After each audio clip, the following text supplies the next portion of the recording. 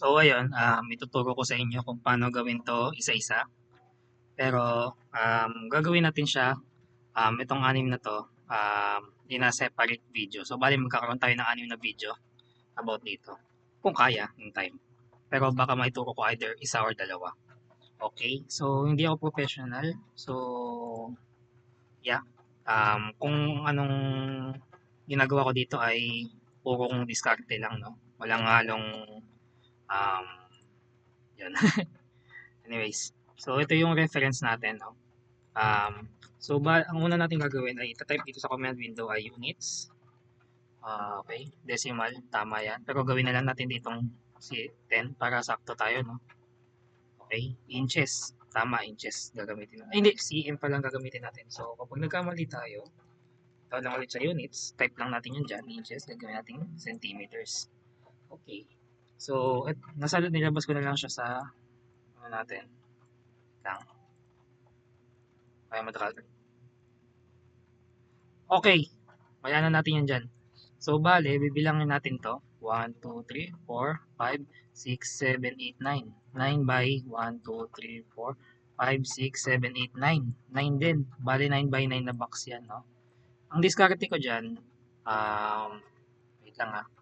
Gagawin ko lang dito. Maglalagay lang ako ng um, line dito. I-check muna natin kung saan siya nakasnap, no? Titingnan natin center dito. Yan, pwede na yan. Na rin natin dito yan, 1020, pwede na yan. Okay. Try natin dito. Okay. Um, kung 9 yan, times 10, edi bale 90 by, lagay tayo ng panibago dito. Drag na lang natin yan mamaya, 90 by 90. So, bale, ang technique ko dyan ay gagawin ko yan, i-drag ko lang yung cursor ko dyan, pero hindi ko pipindutin. Pero, ititrace ko lang to. Ayan o. Nag-i-snap siya kusa. Click mo lang yan. Click mo lang yan. So, bale, meron ka ng na 9 by 9 na square. Lang, paano i-drag to? Ayan, drag ko siya, ganun. Ganun ang gagawin kapag magdadrag. Pero ito, hindi ko siya magawa dito. Okay, yan. Sige, gawin muna natin tong lahat ng grids na to. No? Ang technique na gagawin ko dyan, click ako dito. Hindi. Kapag magka-cancel ka ng pipindutin mo lang yung escape sa keyboard mo. Ita-type mo to, offset. Okay? Kapag enter, then i-click mo tong true. Click mo to. Then, magkakaroon ka, lalabas na siya kusa, tapos i-hover mo lang ganyan yung mouse mo, tapos type mo lang 10. Okay? Andiyan na, mayroon ka na isa. Tapos click mo, tapos hindi naman nakawala sa offset yan. Naka-offset pa rin. So, i-click mo na lang, hindi mo na kailangan i-type. Click mo lang to. Tapos type lang ng 10. Mano-mano lang guys. Okay? 10. Pagka-click mo nyan, hover mo lang konti, tapos type mo 10. Click 10. Click 10. Click 10. And click 10. Ayan, meron ka ng 1, 2, 3, 4, 5, 6, 7, 8, 9. Kung ganyan mangyayari, ay, dapat hindi ko muna tinanggal yung offset kasi ganun din naman yung gagawin natin dito sa taas. 10. 10. Yan. Kung ano yung ginawa ko kanina sa vertical, ganun lang din gagawin sa horizontal. Kung ano yung ginagawa ko dito, purong diskarte lang yan. So, di bale nang mabash, at least ng, nagawa naman natin ng maayos yung kailangan ipagawa, no?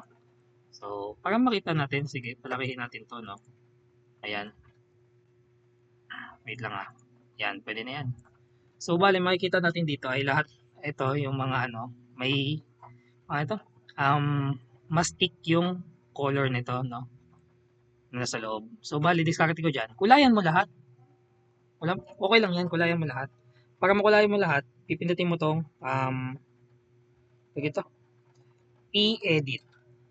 Edit. Yan, kiklik mo lang yung mga line na gusto mong i-edit. Pero, may tuturo pa ako na isang diskarte sa inyo. Click mo nyo lang to. Yan. Itong tawag dito, rectangle. Tapos i-hover mo siya dito, hanggang dito, sa dulo. So, meron ka ng, dyan. Tapos, meron ka ng square dyan. Tapos, saka mo i-click si edit. Tapos, i-ano mo dito sa width. Okay? Specify nyo width for all segments. 0.0. 0.05 na lang siguro. Wait lang ah. Yan. Hindi ko kasi na-click. Dapat pala i-click ko muna. Wait lang ah.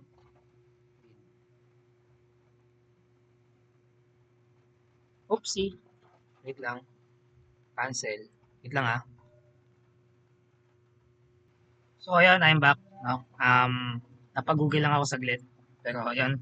Um, Balik tayo kanina. Dinelete ko lang tong rectangle. Pero click mo lang to. Ng rectangle. Pero pagkatapos mo click yan, di ba yan? May nakaganyan ka na. Specify first corner. I-hover mo lang tong mouse mo to dito sa width. Tapos, magandang lagay mo ditong width since kapa-kapaan na lang. Maganda, pwedeng 0.5 kasi naka centimeter tayo eh. Para mas halata, 'di ba? I-click mo yan dito, tapos dito. Ayun oh, mas naging halata yung kanyang thickness, no? Kumpara sa iba. So, yan. Ano pa ba yung mga may mga linya? Mas maganda lahat, i-cover mo na, no? Click na lang din natin to, yan. Click mo to, tapos dito, yan. Yan din yan eh. Aha. Tansyahan na lang, 1, 2, 3. Bale, 1, 2, 3. Aha. Yan, dito. Mukhang dito lang din yan. Okay. Medyo hindi ko lang makita, pero sige. Okay. Mas, ang sa part naman na to, tinitrace ko na tong ano na to, itong image na to, no? Okay. Check, check. Ayan, nagre-record pa. Aha. So, anim, anim. Bale, ngayon, yan, tama. Ilagay ka pa nito dito. Dito na lang, pwede na yan. Ganyan na lang. Ay, mali. Ano kapag naglagay ka niyan, mag-i-snap na lang yan naman na pusa. Wait lang ah. Okay. Meron pa yan dito. Ito, yan. Medyo masakit lang sa mata. Kung pag nasasakitan ka sa mata, pwede mo tanggalin to para mawala yung leads. Okay? Pero nandiyan pa rin yan. Medyo masakit pa rin sa mata yan. Kaya, is ganda na lang. Yan. Medyo nabivisualize mo na ba? Nabivisualize mo na ba guys? Kung hindi pa, ganun talaga. Wait lang ah. Kapag next naman yan, gagawin niya, magti-trim na tayo, no? Trim mo na yan. I-click mo lang kapag magti-trim. Ayan, nagkakaroon na siya ng design, no? Ito pala, lalagyan ko pala to ng, ano, ito, line na lang. Hindi, kapag kinlik mo yung line, syempre, lalagay ka ng width.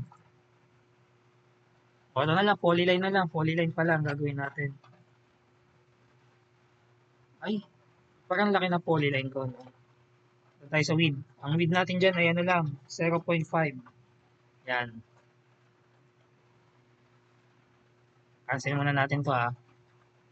Pero nakaset naman natin yung polyline natin dyan, kaya okay na yan. Ayun o, same sila ng kapal, di ba? Okay. Wait lang ah. Okay, tatanggalin din natin. Ito, tanggalin natin to, tatanggalin din natin to. Pag magtatanggal, click lang si trim. Ayan, tanggal na yan. Ito, tanggalin natin to. Tanggalin ulit. Kapag may doble, click mo lang ulit yon. Yun na yun. Click mo lang to. Yan. Okay. Medyo mahirap lang maaninag, no? Ganyan talaga. Click mo lang to, click mo lang to. Yan, kapag ano, kapag hindi nawala kagad, sabihin nagdoble lang yan. Click mo lang to. Ito, polyline. Since kailangan nakadugtong yan dito. Okay. Medyo masakit talaga sa mata.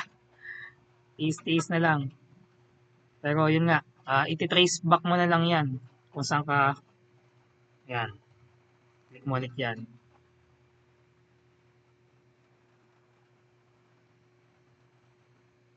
Ito, yan.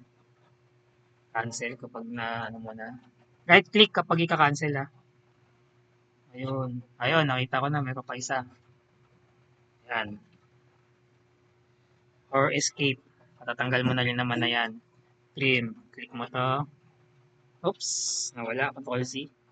I-click lang ha. Click lang. Pero kapag kunwari, katulad nito, yung parang igaganyan mo siya, mas mauubos lahat yan. Pero okay lang naman yun kasi magagamit mo naman siya sa susunod.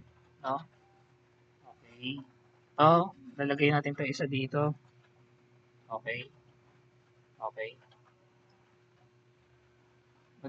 Na, ano nyo na ba? Ito. Huwag nakita saglit. Natin kung magkamukha. Hindi ko siya madrag. Wait lang.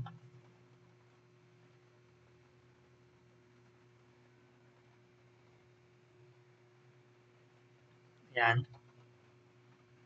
Okay.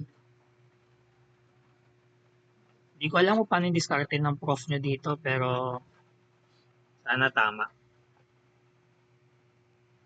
Wait lang ah. Feeling ko kasama to. Yan. Kapag ganyan na, pagtapos na tayo, ayun o, parang nagawa nga natin. So, ayun. Kapag isi-save mo naman siya sa PDF, ganito mag-save sa PDF ah. Wait lang ah. Punta ka dito rin sa layout 1, ay sa model. Okay. Maganda, maglagay ka na ng grid. Okay. So, click mo tong output. Click mo tong plot. May mag-ano dyan. Yan. May mag-tatagel dyan. Pero okay lang yan. Name. Wala yan. Kapag i-save mo sa PDF, click mo to. Microsoft Print to PDF. Letter. P to paper. Display. Window. I-window lang natin para kasya natin to. Ayan lang. Okay na yan. Landscape. Portrait. Okay na siguro yan sa tingin ko. Quality normal. Max na natin yan. Okay lang yan. Sige. Try lang natin to ah.